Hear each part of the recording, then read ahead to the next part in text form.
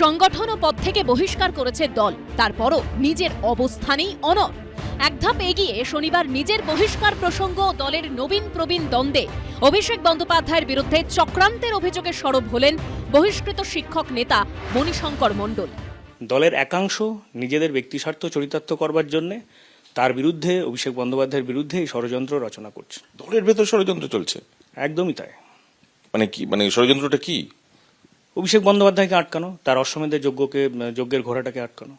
দলের প্রবীণদের একাংশ, আমি সবাইকে বলবো না, যাদের ব্যক্তি স্বার্থে আঘাত লাগছে কোথাও গিয়ে, তারাই করছে এই চক্রান্ত। ক্যান্সারে নেই আর ভয়, NCRI হবে এর জয়। আপনাদের ভরসা নেতাজি সুভাষচন্দ্র বোস ক্যান্সার হসপিটাল। শুক্রবারই তৃণমূলের অধ্যাপক সংগঠন ওয়েবকোপার সহসভাপতি মণিশঙ্কর মণ্ডলকে বহিষ্কার করা হয়। বৃহস্পতিবার ফেসবুকে একটি পোস্ট করেন মণিশঙ্কর মণ্ডল, যেখানে তিনি লেখেন, শিক্ষার স্বার্থে, অধ্যাপকদের স্বার্থে জননেতা অভিষেক বন্দ্যোপাধ্যায়ের নেতৃত্বে রাজ্য জুড়ে পশ্চিমবঙ্গ কলেজ ও বিশ্ববিদ্যালয় অধ্যাপক সমিতির লড়াই চলছে, চলবে। আজ অধ্যাপকদের বিভিন্ন সমস্যা নিয়ে ও শিক্ষার বিভিন্ন বিষয় নিয়ে আমাদের ক্যাপ্টেন ও পথপ্রদর্শক প্রিয় দাদা সুমিত রায় মহাশয়ের সঙ্গে গঠনমূলক আলোচনা করলাম। নিচে লেখা, অভিষেক ব্যানার্জি জিন্দাবাদ। শুক্রবার তাঁকে বহিষ্কার করেন তৃণমূলের শিক্ষা সেলের প্রধান ব্রাত্য বসু।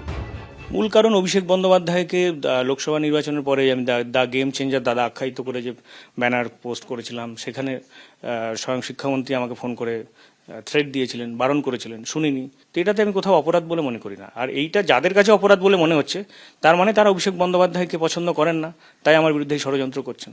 মন্ত্রী বীরবা হাঁসদাকে জিজ্ঞেস করুন, কলকাতা শহরে যদি কেন ছোট ইঁদুর বা ভম্বেলাল কেন বেড়ে যাচ্ছে, আমি কি কথা বলবো? আমি এতো কোনো মন্ত্রী বলতে পারবেন।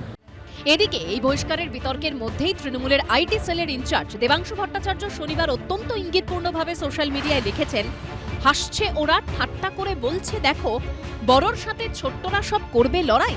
পিঁপড়ে ভেবে ভাবছ যাদের ভীষণ ছোট, অত বড় আরশোলাকে বইছে ওরাই। পাল্টা ঘুরিয়ে কটাক্ষ করতে ছাড়েননি কুণাল ঘোষ।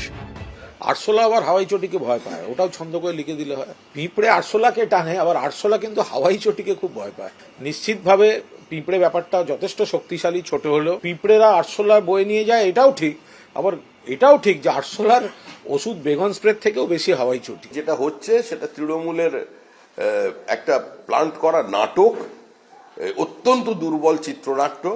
তৃণমূলের নবীন প্রবীণ বলে কিছু নেই, তৃণমূলের সৎ অসৎ বলে কিছু নেই, তৃণমূলের নরমপন্থী চরমপন্থী বলে কিছু নেই। যেটা আছে সেটা হচ্ছে তৃণমূল, ৭৫-২৫-এর অংশীদারিত্বের তৃণমূল, সকলকে দিয়ে খাওয়ার তৃণমূল।